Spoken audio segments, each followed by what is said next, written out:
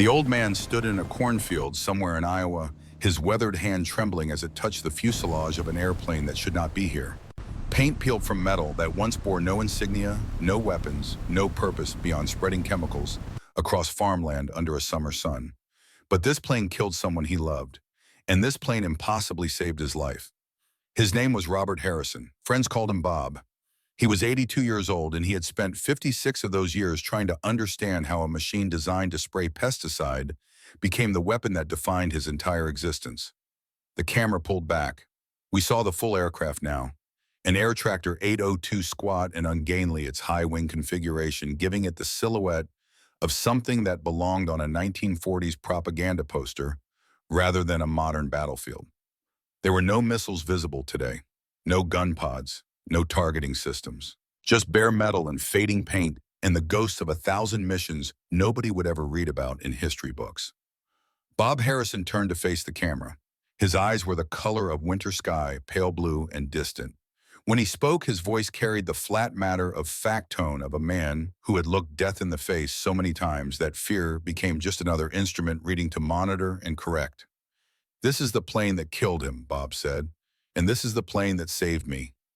Cut to black and white footage from 1969. Grainy film stock captured the moment a small aircraft, an OV-10 Bronco, spiraled toward jungle canopy in Southeast Asia. Smoke trailed from the engine. The camera mounted on another aircraft watched helplessly as the plane disappeared into green darkness. No explosion, no dramatic fireball, just the quiet disappearance of a life into the void. 56 years ago, Bob continued, his voice steady over the archival footage.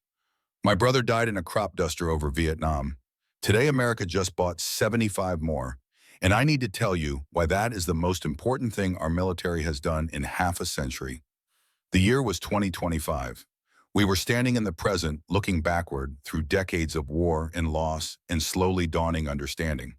But to comprehend why an 82-year-old veteran believed that buying crop dusters represented a turning point in American military history, we needed to go back.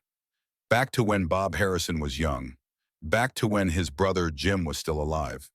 Back to when the United States military first learned that sometimes the simplest weapon is the deadliest. Robert Harrison was born in 1943 in the heart of Iowa farm country, where the soil runs black and deep and the horizon stretches unbroken to the edge of the world. His older brother James, called Jim by everyone who knew him, arrived 2 years earlier in 1941, just months before Pearl Harbor turned America's attention from plowshares to swords. They grew up in the shadow of World War II, playing war games in cornfields, while their father listened to radio broadcasts about victories in Europe and the Pacific. Both boys learned to fly before they learned to drive. Their father owned a small Piper Cub that he used for surveying the farm, and by age 14, Bob could handle the stick well enough to take off and land without making his mother pray quite so fervently. Jim, older and more confident, went solo at 12, lying about his age to a local instructor who knew better but respected the boy's natural talent too much to ask difficult questions. The brothers were different in temperament, but identical in their love of aviation. Jim was steady, methodical, the kind of pilot who checked everything twice and trusted his instruments over his instincts. Bob flew by feel, making corrections before the gauges told him they were needed, landing by the seat of his pants in crosswinds that would have grounded more cautious men. Their father used to joke that Jim would die of old age in a rocking chair, while Bob would die young, doing something stupid and spectacular. History proved him wrong on both counts. By 1965, both Harrison brothers had joined the Air Force. Jim, true to form, chose a path that seemed conservative and practical. He volunteered for forward air control, flying the OV-10 Bronco, a twin turboprop aircraft designed specifically for low and slow reconnaissance missions over hostile territory. The OV-10 was not glamorous. It carried no advanced avionics, no radar-guided missiles, no afterburners that could punch it past the speed of sound. It was, in the words of one pilot, a crop duster with guns. Bob Harrison chose differently. He wanted speed. He wanted power. He wanted the F-4 Phantom, that screaming twin-engine monster that could break Mach 2 and carry enough ordnance to level a city block. When Jim told his younger brother about his assignment to OV-10, Bob laughed. Not cruelly, but with the easy condescension of a younger sibling who believes he has figured out something his older brother missed. "You are going to die in that thing," Bob said over beers at a bar near Randolph Air Force Base in Texas, 3 months before Jim shipped out to Vietnam. "It is slow, it is vulnerable, it is a flying coffin."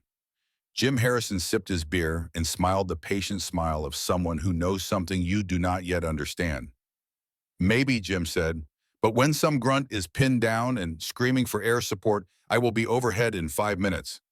Your Phantom will still be on the runway waiting for clearance." Bob Harrison did not remember what he said next. He had tried over the decades to recall his exact words. But memory is selective. In some things, the mind protects itself from knowing. What he did remember with crystal clarity was the feeling, the certainty that his brother was making a mistake, the conviction that fancy airplanes won wars, not flying tractors. 3 months later, Jim Harrison was in Vietnam. Bob was still stateside going through advanced training. They wrote letters. Jim's were long, detailed, full of stories about missions where he flew so low he could see the expressions on enemy soldiers' faces. He wrote about calling in airstrikes that saved entire platoons. He wrote about landing on dirt roads to evacuate wounded men. He wrote about the OV-10, that ugly, slow, vulnerable plane, and how it saved more lives per flight hour than any fighter bomber in the Air Force inventory. Bob wrote back with stories of Mach 2 runs and afterburner tests and all the exciting things that real fighter pilots did. The last letter Jim Harrison ever wrote arrived at Bob's barracks on a Tuesday morning in June 1969. It was shorter than usual, just 2 pages. The handwriting, normally precise, wavered in places as though written in turbulence. "Bobby," the letter began. Jim was the only person who ever called him that. "These Broncos are just crop dusters with guns. Everyone says so. The fast movers call us sitting ducks. The bomber guys say we are wasting our time. But I need you to know something, little brother. In 18 months over here, I have called in strikes that saved 43 American soldiers. 43 men who got to go home to their families because I was overhead in my slow, stupid, vulnerable plane when they needed me." The letter continued. Jim talked about a mission where he spent 8 hours circling a Special Forces camp under siege directing artillery and gunship fire until relief arrived at dawn. He talked about landing on a highway to pick up a wounded Marine whose medevac helicopter could not reach him. He talked about the limitations of his plane and how those limitations paradoxically made him more effective than the fast movers who screamed past at 500 knots and saw nothing but targets. "The best weapon," Jim wrote in closing, "is not the one that kills the most enemy. It is the one that saves the most friends. Remember that, Bobby. When you get over here with your fancy Phantom, remember that." 2 weeks later, Jim Harrison's OV-10 Bronco took ground fire over a village in the Central Highlands. A single bullet fired from a Soviet-made AK-47 by a 19-year-old North Vietnamese soldier who could not see the airplane clearly through the jungle canopy punctured the fuel tank. The plane did not explode. It did not spiral dramatically to Earth. It simply lost power, descended below the tree line, and disappeared. Search and rescue found the wreckage 3 days later. Jim Harrison died on impact. He was 28 years old. Bob Harrison, still stateside, still training, received the news from a chaplain who had clearly delivered this message too many times to retain much capacity for genuine emotion. Bob did not cry, did not rage, did not fall apart. He simply nodded, thanked the chaplain, and walked out of the barracks into the Texas sun that suddenly seemed far too bright. That night, alone in his quarters, Bob Harrison made 2 decisions. First, he would volunteer for Vietnam, immediately pull whatever strings necessary to get deployed.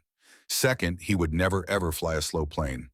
His brother died because the OV-10 was vulnerable, because it was a crop duster with delusions of adequacy, because the Air Force in its wisdom sent good men into combat in flying tractors and called it strategy. Bob Harrison would fly the Phantom. He would fly fast and high and invulnerable.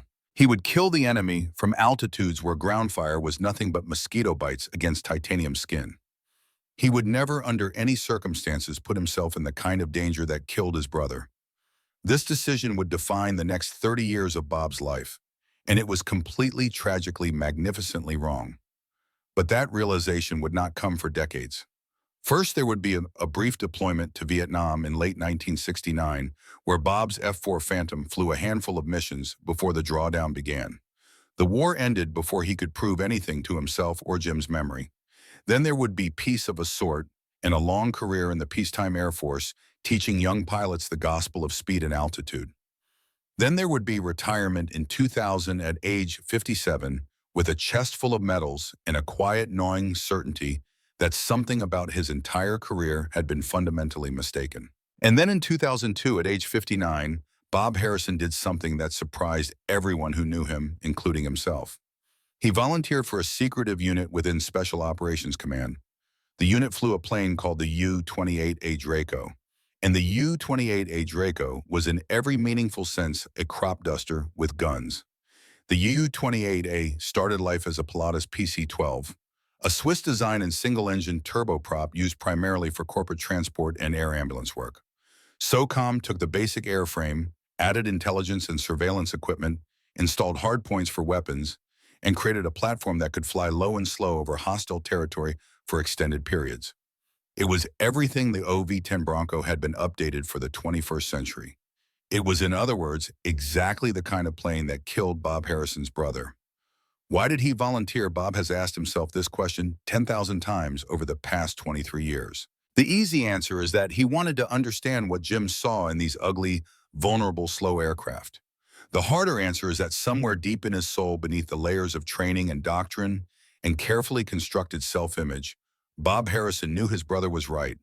From 2002 to 2015, Bob flew the U-28A across Afghanistan and Iraq. He flew missions that lasted 8, 10, 12 hours, circling over remote valleys and desert highways, providing reconnaissance and fire support for Special Forces teams who operated far beyond the reach of normal air cover. He learned what Jim had known in 1969. That speed is useless if you cannot stay on station. That altitude is meaningless if you cannot see the faces of the men you are protecting. That the most advanced weapons in the world are worthless if they are not overhead when needed. On a night in 2008, Bob Harrison landed his U-28A on a dirt road in eastern Afghanistan in total darkness under enemy fire to evacuate 6 Navy SEALs whose helicopter had been shot down. An F-16 could not have done this. An F-22 could not have done this.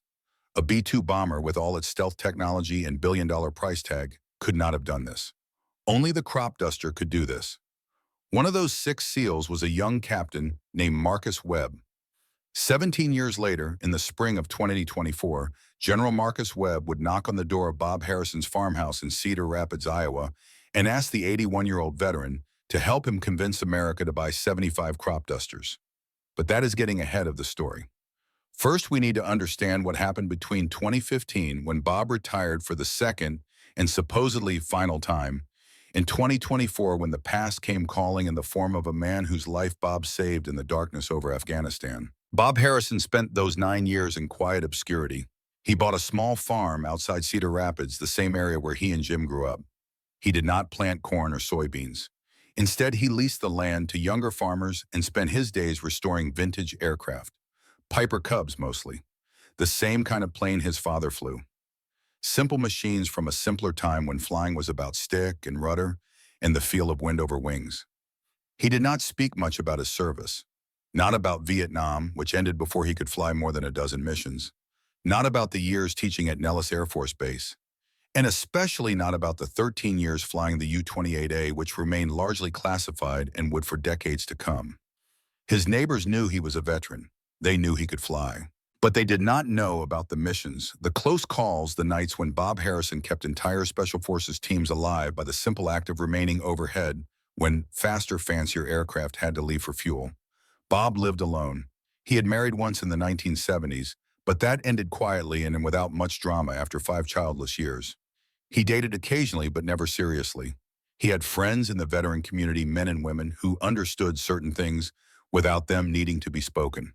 And he had always the memory of Jim, the brother who chose the slow plane and died for it, the brother whose judgment Bob spent 50 years questioning, even as he proved that judgment correct with every mission he flew. On a Tuesday morning in May 2024, Bob Harrison was in his workshop replacing the fabric on a Piper Cub's wing when he heard a car pull up the gravel drive. He did not get many visitors. The UPS driver knew to leave packages on the porch. The few friends who might drop by unannounced would have called first out of rural courtesy. Bob wiped his hands on a rag and walked out into the morning sun. A black SUV sat in his driveway, dust still settling around its wheels. The driver's door opened, and a man stepped out. Tall, fit, mid-50s, wearing civilian clothes that did not quite hide the bearing of someone who'd spent a career giving orders and expecting them to be followed. It took Bob 3 seconds to place the face. Older now, grayer but unmistakable. The last time Bob Harrison saw Marcus Webb, the man was 39 years old and bleeding from shrapnel wounds, being loaded into a U-28A's cabin at 3 in the morning on a dirt road in Afghanistan. Boss, Marcus said, extending his hand. I need you one more time.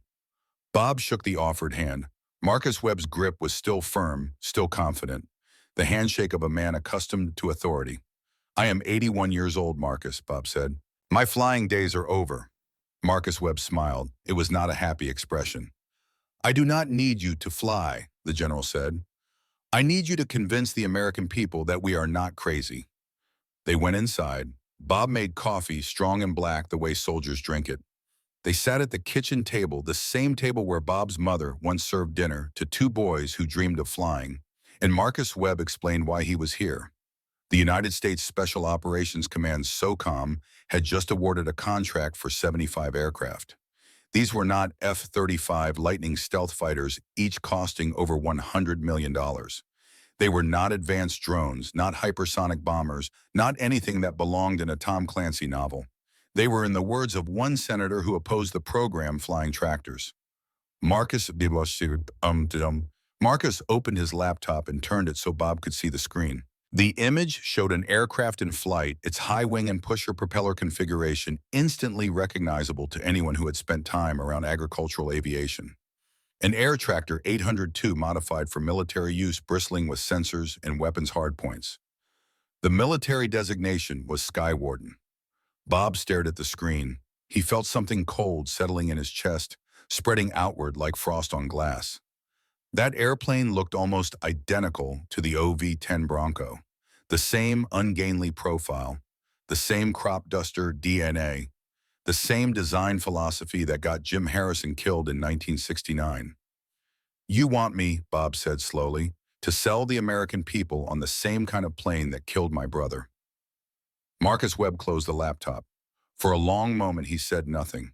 When he finally spoke, his voice carried the weight of 16 years in command, of decisions made in darkness, of men sent into harm's way on orders he gave. Do you remember Afghanistan, Bob, 2008?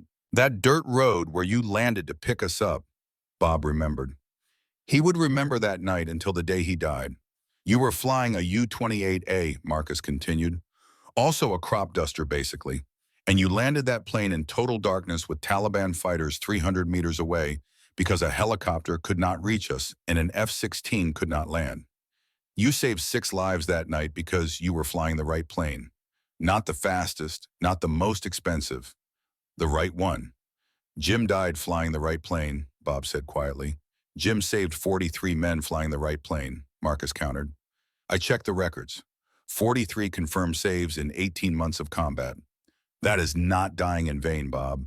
That is legacy. They talked for 2 hours. Marcus explained the program, the costs, the capabilities, the dire strategic necessity. America had been fighting for years in places most Americans could not find on a map. Small wars in African nations, counterterrorism operations, hostage rescues, support for allied forces against insurgencies that threatened to destabilize entire regions. These were not wars where F-35s and B-2 bombers made sense. These were wars where you needed aircraft that could stay overhead for 8 hours, land on dirt roads, and cost $8,000 per flight hour instead of $80,000. The Sky Warden, Marcus explained, was the culmination of decades of lessons learned. It had the endurance of the U-28A, the weapons capacity of the OV-10, and modern avionics that gave it capabilities Jim Harrison never dreamed of. Laser designators, infrared imaging, missile warning systems, armor plating, self-sealing fuel tanks. Everything that might have saved Jim's life combined with the operational philosophy that made his sacrifice meaningful. But there was a problem. Congress was balking. Senator Catherine Torres, chairwoman of the Armed Services Committee, was leading the opposition. She saw the Sky Warden as wasteful spending, as nostalgia for a bygone era, as putting pilots in flying coffins, when drones could do the job without risk to human life. The program had 6 months to prove itself, or $3 billion in development costs would be wasted and the capability lost forever. Why me? Bob asked finally. I am nobody, retired, no influence. You are a veteran who flew both kinds of missions, Marcus said. The fast jets and the slow planes. You lost a brother to a crop duster and then spent 13 years proving those crop dusters work. And the lead test pilot for Sky Warden. His name is Jack Reeves. His grandfather flew OV-10s with your brother in Vietnam. The cold in Bob's chest spread. Tom Reeves. He remembered that name. Jim's wingman. Another crop duster pilot. Another man who died flying slow over hostile territory. Tom died 2 weeks after Jim, Bob said. Yes, Marcus confirmed. And Jack Reeves has been asking the same questions you have. Whether his grandfather died a hero or a fool. Whether crop dusters or weapons or coffins. I think you two need to meet. I think you need to see this plane fly. And then I need you to tell the story. Your story, Jim's story. Why simple planes flown by brave men are more valuable than all the stealth technology in the world. Bob Harrison sat in silence for a long time. Outside, the Iowa wind moved through budding cornfields. Somewhere in the distance, a crop duster droned across the sky, doing the work these planes were designed for before war repurposed them into instruments of salvation and death. If you are watching this video and you served in Vietnam, you understand what comes next. You remember the debates about which planes mattered, which missions counted, which men deserved to be called heroes. Bob Harrison remembered too. He remembered laughing at his brother's choice. He remembered thinking crop dusters were for fools.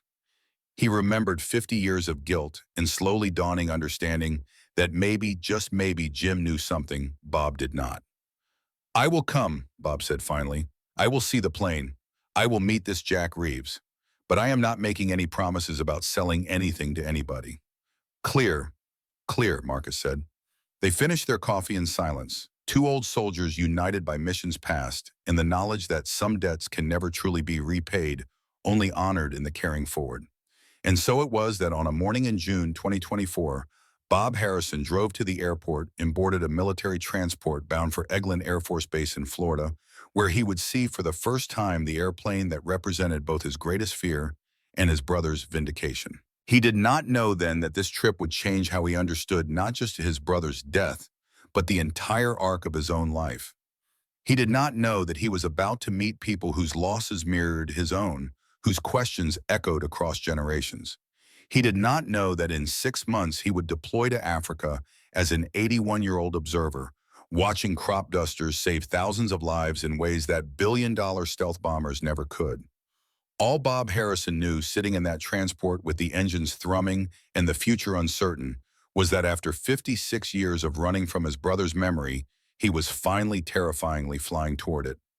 Eglin Air Force Base sits on the Florida Panhandle where the Gulf of Mexico meets white sand beaches and pine forests that stretch inland toward Alabama. It is one of the largest air bases in the world, covering over 700 square miles of restricted airspace where the United States military tests weapons systems that will not be declassified for decades. Bob Harrison had been here before many years ago, when the F-4 Phantom was still the premier fighter in the American arsenal. The base looked different now, larger, more crowded with aircraft he did not recognize.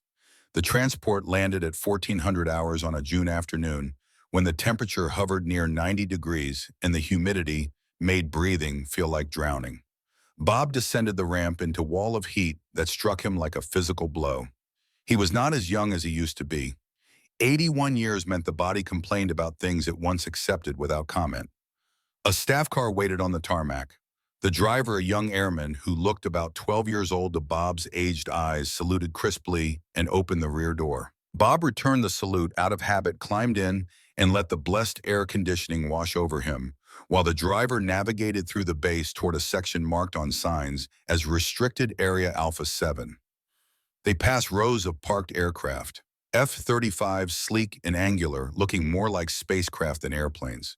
C-130 transports their high wings and propellers, a throwback to an earlier era. A-10 Warthogs, ugly and beloved the tank killers that had served with distinction since the 1970s. And then tucked away on a remote corner of the flight line, Bob saw them. Three aircraft painted in low-visibility gray sat on the concrete with ground crews swarming around them.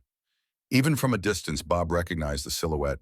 High wing, pusher propeller, the unmistakable profile of an agricultural aircraft transformed into something that belonged on a battlefield. Sky Warden. The car stopped beside a hangar where Marcus Webb waited in the shade. The general had changed into a flight suit, and for a moment Bob was transported back to Afghanistan, to that night in 2008 when Marcus was still a captain, still young enough to believe in immortality. "Bob," Marcus said, shaking hands again. "Thank you for coming. I want you to meet someone." A man approached from the hangar. Mid-50s, fit in the way that pilots stay fit because their lives depend on split-second reactions and sustained concentration. He wore a flight suit with a name tag that read Reeves and carried himself with the quiet confidence of someone who had logged thousands of hours and survived situations that would have killed lesser aviators. "Bob Harrison," Marcus said formally. "This is Major Jack Reeves, lead test pilot for the Sky Warden program." Jack extended his hand. His grip was firm, his eyes direct. In those eyes, Bob saw something familiar. The look of a man carrying questions too large to answer alone. "Mr. Harrison," Jack said. His voice was younger than Bob expected, but it carried an undercurrent of something older. Respect, maybe. Or recognition. "My grandfather talked about your brother every day until he died. He said Jim Harrison was the bravest pilot he ever knew." The words hit Bob like shrapnel. He had not heard anyone speak Jim's name with that kind of reverence in decades. Most people who remembered Vietnam were dead now, or too old to care, or had decided those memories were better left buried. "They both flew planes everyone called death traps," Bob said quietly. "And they saved lives every single flight," Jack replied. For a moment, neither man spoke. They stood in the Florida heat, two generations of loss connected by airplanes that should never have been weapons watching, ground crews prepare machines that history kept trying to retire, and necessity kept resurrecting. Marcus cleared his throat. "Jack is going to take you up, show you what Sky Warden can do. Elena is already aboard running pre-flight diagnostics." "Elena?" Bob asked. "Dr. Elena Vasquez," Marcus said. "Lead engineer from L3 Harris, the company that builds these birds. She insisted on being here when you arrived." They walked across the tarmac toward the nearest Sky Warden. Up close, the utilitarian design became even more apparent. Every line prioritized function. No wasted metal, no aesthetic compromises. This was a tool, not a trophy. But bolted onto this agricultural platform were the instruments of modern warfare. Hardpoints under the wings carried training versions of Hellfire missiles and rocket pods. A sensor turret protruded from the nose housing infrared cameras and laser designators. The cockpit glass was thicker than standard armored against small arms fire. Self-sealing fuel tanks, redundant flight controls, Kevlar plating around critical systems. Everything that might have saved Jim Harrison's life retrofitted onto a platform that shared his OV-10's fundamental design philosophy. A woman emerged from the cockpit, early 30s, dark hair pulled back in a practical ponytail, wearing coveralls marked with the L3 Harris logo. She climbed down the boarding ladder with the ease of someone who spent more time around aircraft than in offices. "Mr. Harrison," she said, extending an oil-stained hand. "Elena Vasquez. I have been waiting to meet you." Bob shook her hand. "Dr. Vasquez." "Just Elena, please. My father would have appreciated the formality, but I prefer to keep things simple." There was something in the way she said father, past tense, the same careful neutrality Bob used when speaking of Jim. "Your father was military?" Bob asked. Elena shook her head. "Crop duster pilot. Texas. He died when his plane crashed during a spray run in 1999. I was 7 years old." The connection snapped into place with almost physical force. Three people standing on a tarmac in Florida, united by aircraft that looked like farm equipment. Bob lost a brother to a crop duster. Jack lost a grandfather to a crop duster. Elena lost a father to a crop duster. And now they were all here trying to prove that the machines that took their families could save thousands of strangers. "I am sorry," Bob said, because there was nothing else to say that would not sound empty. Elena smiled, but it did not reach her eyes. "I designed a Sky Warden because I wanted to prove that the kind of plane that killed my dad could save lives instead of just taking them. These aircraft are simple, rugged, reliable. The same qualities that made them good at spreading chemicals make them perfect for staying over a battlefield for 8 hours when fancy jets have to leave for fuel. She gestured toward the Sky Warden. I put everything I know about agricultural aviation into this design, and I need to know if it is good enough. If my father's plane would have been proud of its descendant. Bob looked at the aircraft, then at Elena, then at Jack. 3 generations tied together by losses that made no sense, and a machine that somehow represented redemption for all of them. Let us fly, Bob said. The cockpit of the Sky Warden held 2 seats in tandem configuration. Jack took the front seat, pilot in command. Bob climbed into the rear seat, which was configured for a sensor operator or weapons system officer. Elena stayed on the ground monitoring systems remotely from a laptop she balanced on a maintenance cart. Jack ran through pre-flight checks with the calm efficiency of a man who had done this 1,000 times. His hands moved across switches and displays with practiced ease, calling out checklist items in the rhythmic cadence that pilots use to impose order on the controlled chaos of aviation. Bob strapped in. The seat was surprisingly comfortable, far more so than the Spartan accommodations of the U-28A he had flown in Afghanistan. The canopy provided excellent visibility in all directions. The instruments were modern glass displays instead of the analog gauges Bob grew up with, but their purpose was universal. Airspeed, altitude, heading, fuel. The eternal concerns of anyone who chooses to leave the Earth. Ready back there, sir. Jack's voice came through the intercom clear, despite the engine noise. Ready, Bob confirmed, and felt his hands start to tremble. He had not been in a small aircraft in 9 years. Since retiring in 2015, he had avoided situations that might trigger the memories that lurked just below the surface of consciousness. The smell of aviation fuel, the vibration of a turbine engine, the way light filtered through a canopy at altitude. All of these could bring back Afghanistan, Iraq, Vietnam, by proxy, and the particular variety of terror that comes from flying low and slow over people who want to kill you. The engine note changed as Jack advanced the throttle. Sky Warden rolled forward, taxiing toward the runway, with the ground crews waving them past. Bob's hands gripped the armrests, his heart rate elevated. The classic signs of an anxiety response, which he recognized clinically even as his body ignored reason and prepared for threat. They turned onto the runway. Jack brought the throttle to full power. The acceleration was smooth, but not dramatic. This was not an F-4 Phantom that could slam you back in your seat with brutal force. This was a crop duster designed to fly steadily and efficiently, not to win races. The wheels left the ground.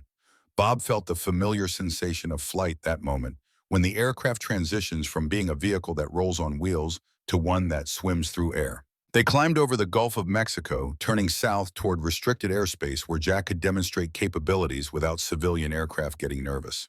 At 2,000 feet, Jack leveled off and reduced power to cruise settings. The cockpit quieted. Through the canopy, Bob could see the Florida coastline stretching east and west, white beaches meeting blue-green water under a sky so clear it hurt to look at directly. First thing you need to know, Jack said over the intercom, is endurance.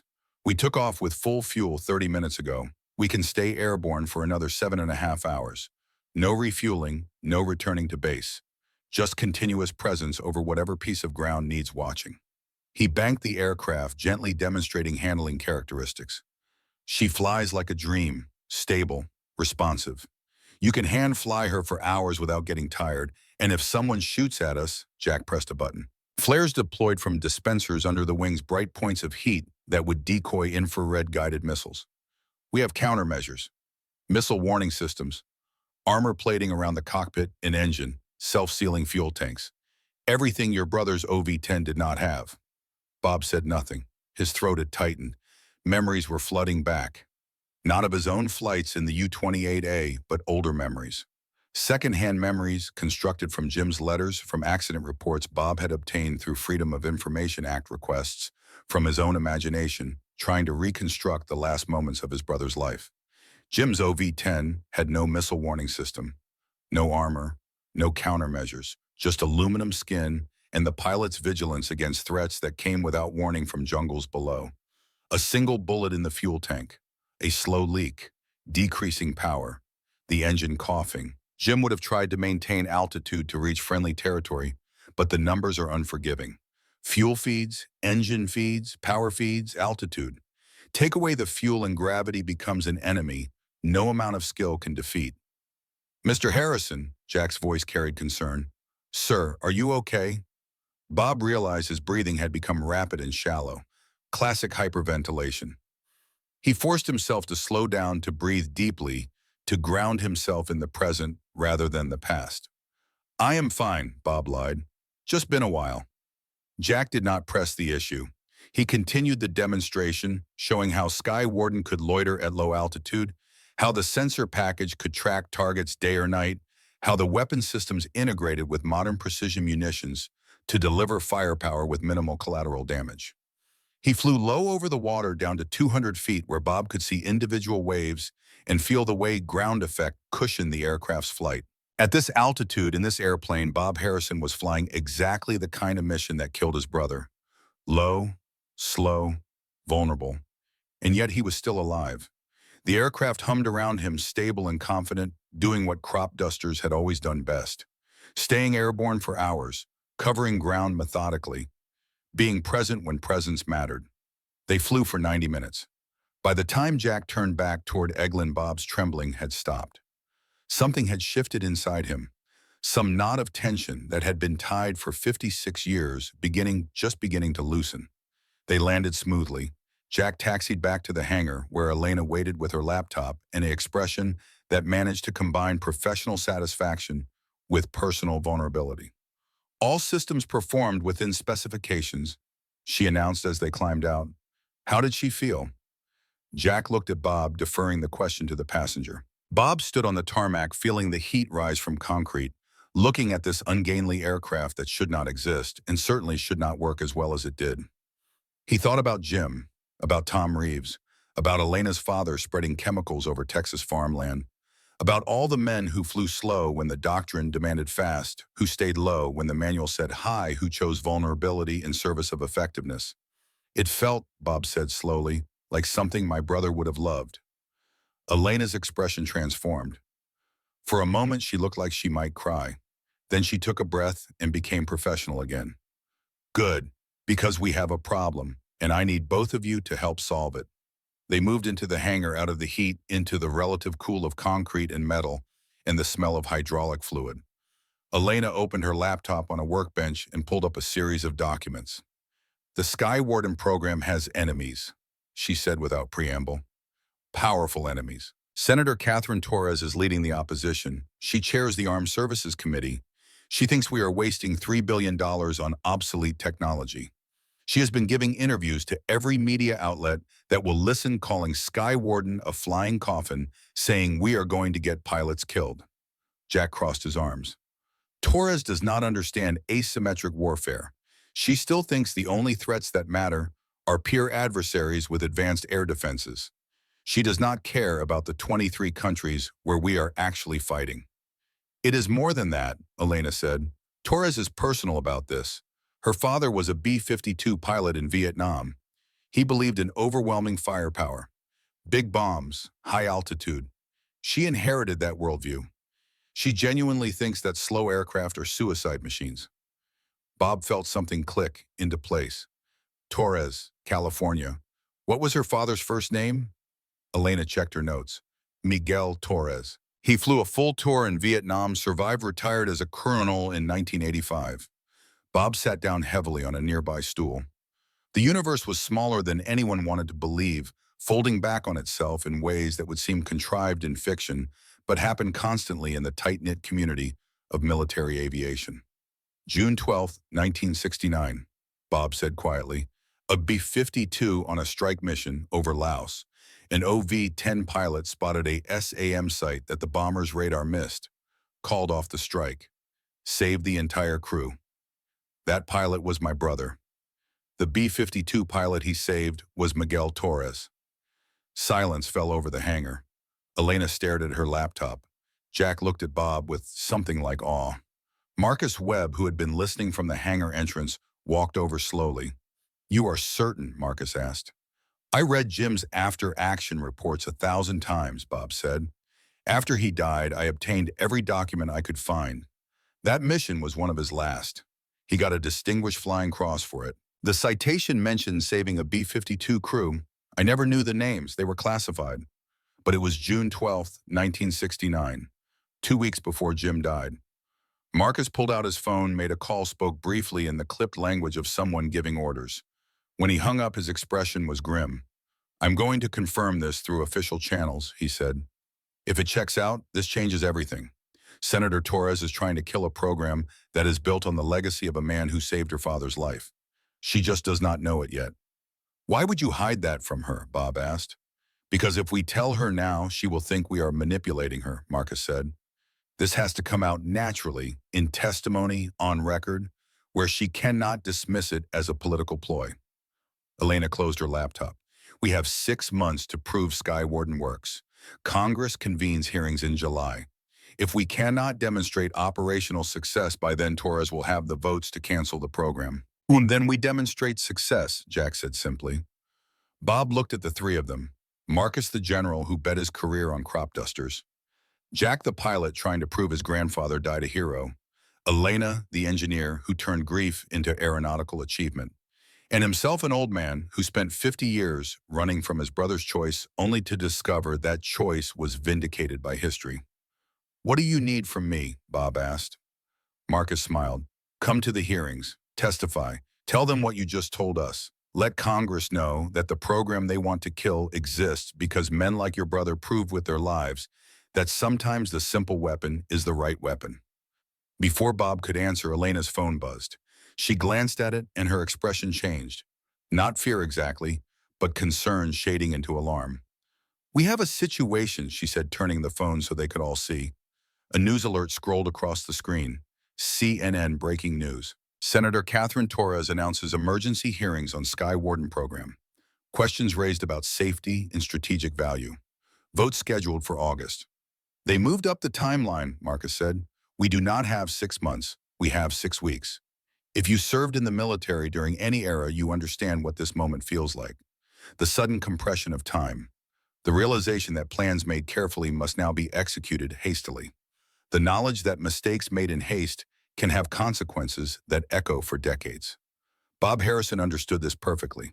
He had lived through it in Vietnam and Afghanistan, in a dozen crises where time became the enemy and decisions had to be made with incomplete information and no guarantee of success.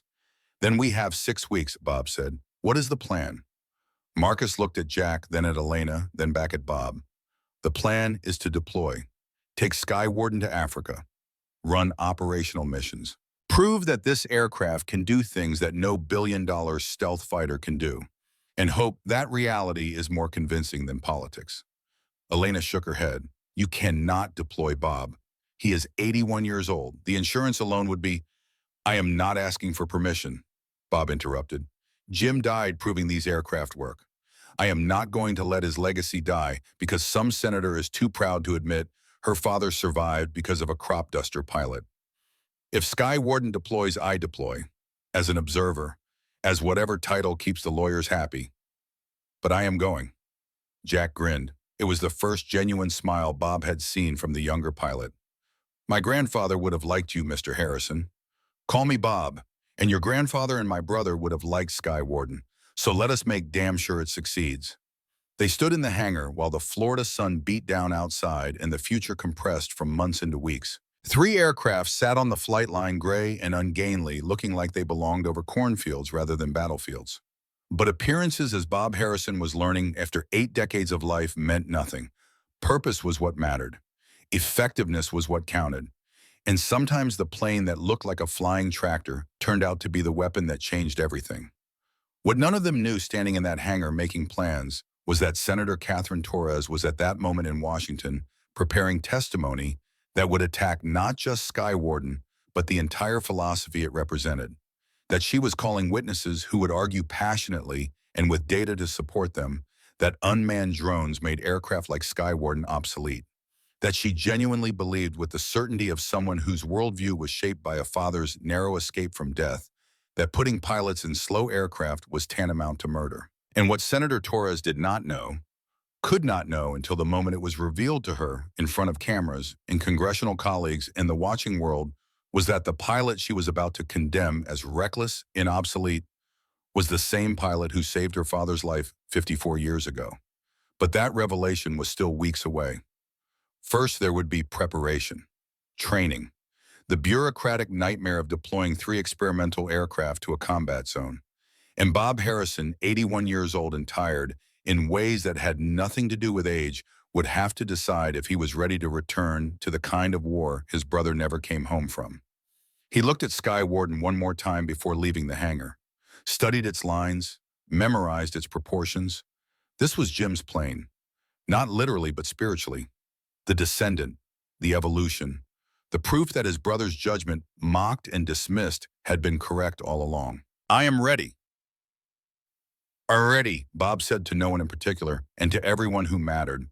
And so the pieces moved into position for a confrontation that would determine not just the fate of 75 aircraft, but the question that had haunted Bob Harrison for more than half a century. Were the men who flew crop dusters into combat heroes or fools? Did simple weapons flown by brave pilots have a place in modern warfare? And could an old man finally make peace with a brother's death by proving that death meant something? The answers waited in Africa, in Senate hearing rooms, in the memories of men long dead and the choices of men still living. But first, Bob Harrison had to go home and pack. The flight back to Iowa gave Bob Harrison time to think, which was both a blessing and a curse. At 81, he had learned that thinking too much about the past led nowhere useful. The past was fixed, immutable, a photograph that could be examined but never altered. And yet he could not stop his mind from returning to Jim, to those final letters, to the decisions made by a 26-year-old who thought he knew better than his older brother. His farmhouse felt emptier than usual when he returned. The restoration projects in his workshop seemed suddenly frivolous toys for an old man with too much time and not enough purpose. He spent 3 days putting his affairs in order, updating his will, writing letters to the few people who might care if he did not come back from wherever this was leading. The letters felt melodramatic as he wrote them, but experience taught that melodrama was just unexecuted caution, and caution kept you alive when younger men died around you. On the 4th day, Marcus Webb called. The Senate hearing was scheduled for July 15th, 3 weeks away. Bob would testify. His presence was requested but not required, Marcus said, which meant it was absolutely required, but they were being polite about it. Bob agreed without hesitation. He had made his decision in that Florida hangar. Everything afterward was just logistics. He flew to Washington 2 days early. The city in July was a special kind of hell heat and humidity, combining with the political atmosphere to create something oppressive and inescapable. His hotel was near Capitol Hill, close enough that he could walk to the Senate building if his knees cooperated, which they did not always do anymore. The night before the hearing, Bob could not sleep. He lay in the hotel bed watching headlights sweep across the ceiling, trying to organize thoughts that refused to stay organized. What would he say? How could he make a room full of politicians understand that some truths were written in blood and could not be reduced to budget line items? At 0300 hours, he gave up on sleep and turned on the television. CNN was running a segment on the hearing. Senator Torres appeared on screen, her face composed and certain the expression of someone who knew exactly where they stood on every issue. "These Sky Warden aircraft represent everything wrong with Pentagon procurement," Torres said to the interviewer. "We are buying obsolete technology because we are romantic about the past.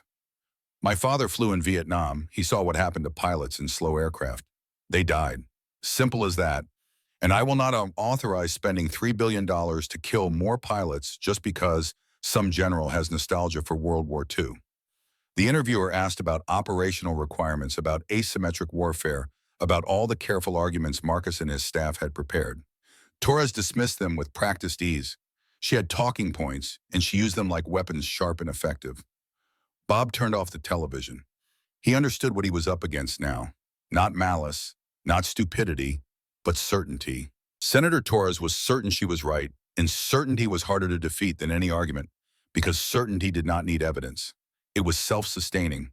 He must have dozed eventually because he woke to his phone alarm at 600, showered, dressed in the one suit he owned, a dark gray thing bought for funerals and worn to too many of them. Checked his appearance in the mirror and saw an old man staring back, weathered and tired, and carrying questions he could not answer alone. The Dirksen Senate office building was uglier than Bob remembered, a monument to 1950s architecture that prioritized function over beauty and achieved neither particularly well. security checkpoints, metal detectors. The theatrical performance of protection that made everyone feel safer without actually increasing safety. Bob moved through it with the patience of someone who had learned that complaining about security procedures accomplished nothing except marking you as a complainer. The hearing room was already filling when he arrived. Marcus Webb sat at a table reserved for military witnesses, flanked by Jack Reeves in dress uniform and Elena Vasquez in a conservative business suit that looked uncomfortable on someone more accustomed to coveralls. They nodded to Bob as he took a seat in the gallery reserved for invited guests. Senator Catherine Torres entered at exactly 900, followed by her staff and the other committee members. She was shorter than she appeared on television, but her presence filled the room in a way that had nothing to do with physical stature. This was her domain, her rules, her questions. The hearing began with procedural formalities. Roll call, opening statements, the careful dance of democratic theater where everyone knew their roles and performed them with varying degrees of enthusiasm. Torres gave the opening statement for the opposition, and it was devastating in its clarity. We are here today to discuss the Sky Warden program. She began, her voice carrying easily in the acoustics designed to amplify senatorial authority. A program that proposes to spend $3 billion buying 75 aircraft that are fundamentally crop dusters with weapons attached.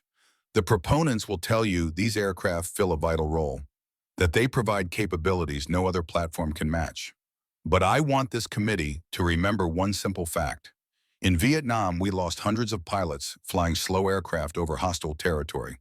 Hundreds of men who died because their planes could not outrun ground fire, could not survive hits, could not escape when the mission went wrong.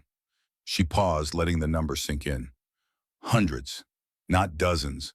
Hundreds of men in slow aircraft who never came home. My father was one of the lucky ones, Torres continued. He flew B-52s, high altitude, fast, protected by distance from ground fire. He survived his tour, he came home. And he told me every day of my childhood how he watched the slow planes get shot down, the A-1 Sky Raiders, the OV-10 Broncos, the forward air controllers who flew low and slow and died in numbers that would horrify anyone who examines the casualty statistics. Her voice hardened. And now we want to do it again. Build more slow planes, put more pilots in harm's way. Spend $3 billion to recreate the exact conditions that killed so many men in Vietnam.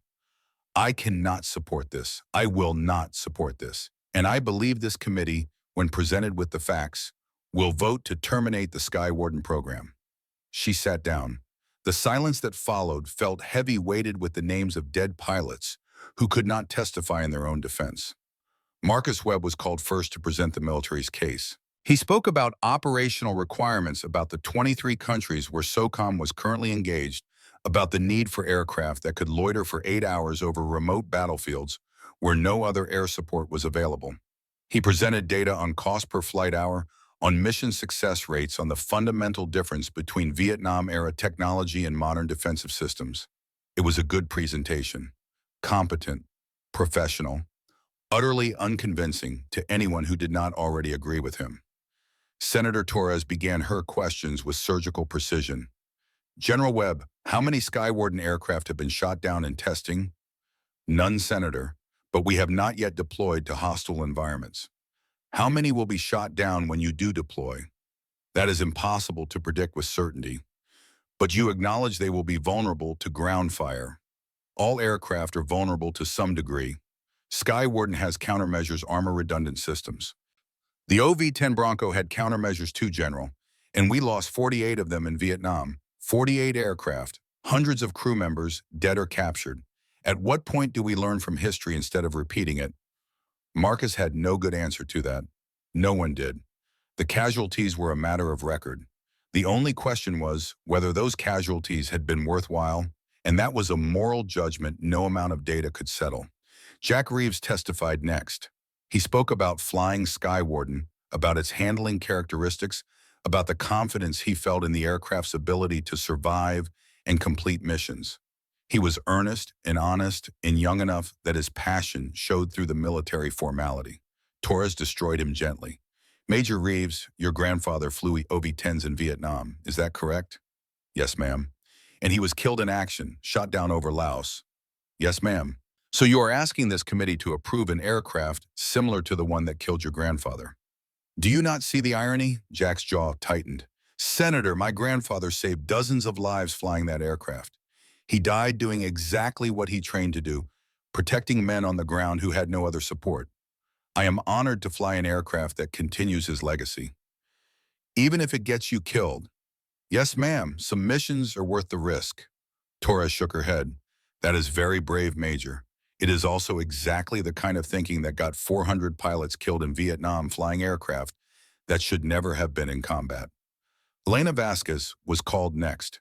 She testified about the technical specifications, the engineering improvements, the fundamental soundness of using a proven agricultural platform for military purposes. She was brilliant and thorough, speaking with technical precision that made perfect sense to engineers and no sense whatsoever to politicians. But near the end she paused, looked directly at Senator Torres. My father died in a plane like this, Elena said quietly. An Air Tractor 502. Simple, reliable. He was spreading fertilizer over a Texas wheat field when a fuel line failed. He crashed a mile from our house. I was 7 years old. The room quieted.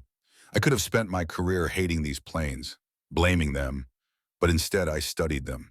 And I learned what my father already knew. They are simple because simplicity is reliable. They are slow because slow lets you see what fast misses. They are vulnerable because vulnerability is the price of presence. She closed her folder. Sky Warden exists because I wanted to prove my father's plane was worth something, that it could save the lives it could not save that day. Senator, I understand your fear, but fear is not a strategy, and honoring our fathers means learning from them, not avoiding their mistakes. Tora's expression flickered. Something passed across her face. Recognition, perhaps, or the beginning of doubt. By noon, it was clear the military was losing. Torres had the votes. She had the moral high ground built on the graves of pilots who died in slow aircraft. She had the budget argument, the strategic argument, and the emotional argument all aligned in her favor. Then Bob Harrison was called to testify. He walked to the witness table feeling every one of his 81 years. His knees protested. His back ached. The suit felt too tight around his shoulders. He sat down, adjusted the microphone, and looked directly at Senator Torres. She looked back with polite interest. To her, he was just another witness, another old veteran come to defend a program that nostalgia had made seem more important than it actually was. Please state your name and background for the record, Torres said. Bob cleared his throat. Robert James Harrison, born 1943, U.S. Air Force, retired. I flew F-4 Phantoms briefly in the early 1970s, then spent 20 years as an instructor pilot. In 2002, I came out of retirement to fly U-28A Draco aircraft for Special Operations Command. I flew combat missions in Afghanistan and Iraq until my final retirement in 2015. Torres consulted her notes. The U-28A is also a slow aircraft, correct? Similar in concept to Sky Warden. Yes, ma'am, basically a modified civilian turboprop. And you never had concerns about the vulnerability of these aircraft? Bob paused. This was the moment. Everything that came before was preamble. Everything that came after would depend on what he said in the next few minutes. I had concerns, Senator. Serious concerns. Because 56 years ago, my brother died in an aircraft very similar to the ones we are discussing today. The room shifted. Torres leaned forward. This was not in her briefing documents. Your brother was killed in Vietnam. Yes, ma'am, June 1969. He was flying an OV-10 Bronco, forward air controller. He took ground fire, fuel tank was punctured, and he crashed in the Central Highlands. He was 28 years old. Torres' expression softened. I am very sorry for your loss, Mr. Harrison, which is precisely why I am confused about your testimony here today. You lost a brother to the same kind of aircraft you now want us to buy 75 more of. Yes, ma'am, because I spent 50 years misunderstanding what my brother's death meant.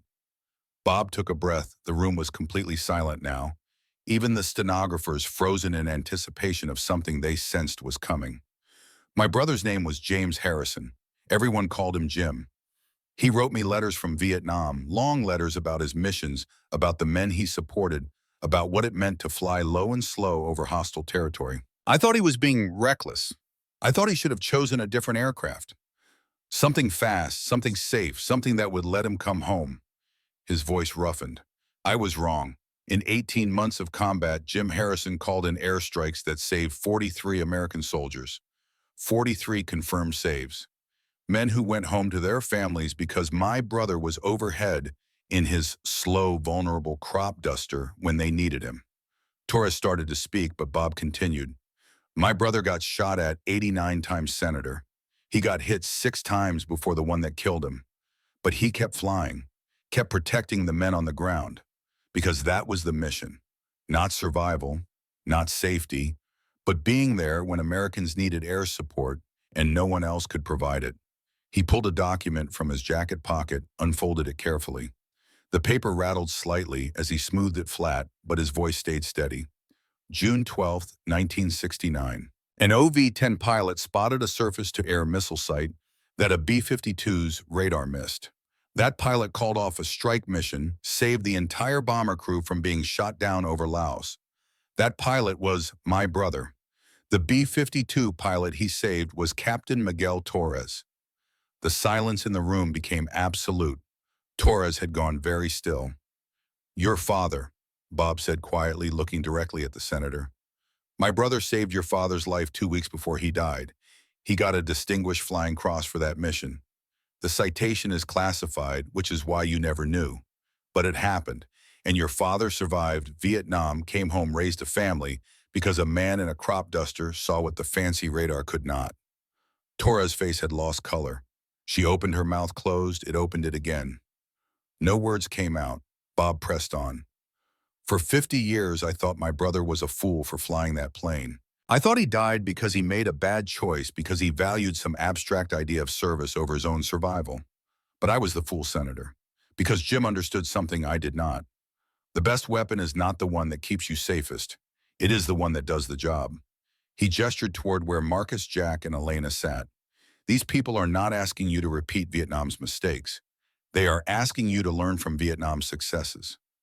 Yes, we lost pilots in slow aircraft, but those pilots saved thousands of lives. They provided support that no fast jet could provide. They stayed overhead for hours when the F-4s and the bombers had to leave for fuel. They landed on dirt roads to evacuate wounded. They did things that billion-dollar aircraft cannot do because some missions require presence more than they require speed. Torres found her voice. Mr. Harrison, I did not know about this, about your brother and my father. I understand, ma'am. The records were classified. But now you do know, and I need you to understand what it means. Your father is alive because a crop duster pilot made a decision that the computers and the radar could not make. A human decision, a judgment call, the kind of thing that only happens when you put a trained pilot in an aircraft that can stay on station long enough to see what needs to be seen. He folded the document, put it back in his pocket.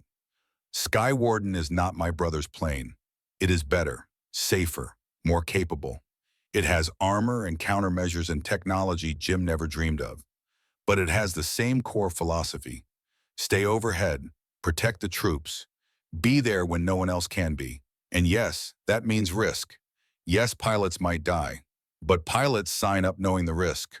What they cannot accept is being told their sacrifice does not matter, that the missions they flew were mistakes, that the men they saved did not count. Bob leaned back. He was exhausted. The words had taken every thing he had. Senator Torres, you want to honor your father's service. So do I. The way to do that is not to pretend that slow aircraft are obsolete. It is to make them as good as we possibly can, give them every advantage, and trust the pilots who fly them to make the same kinds of decisions that kept your father alive. That is what Sky Warden represents. Not nostalgia, not romanticism, but the continuation of a tradition that has saved American lives for 70 years. He stood up, wincing as his knees protested. That is all I have to say, ma'am. Thank you for your time. The room erupted, not in applause, which would have been inappropriate, but in a sudden release of tension that manifested as whispered conversations and shuffling papers, and the committee members looking at each other with expressions that ranged from shock to calculation to something that might have been respect.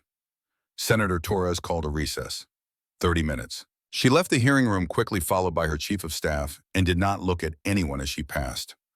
Bob made his way back to his seat in the gallery. Marcus caught his eye and nodded once, a gesture of acknowledgement that required no words. Jack and Elena both looked stunned, as though they had just witnessed something they did not quite believe had happened.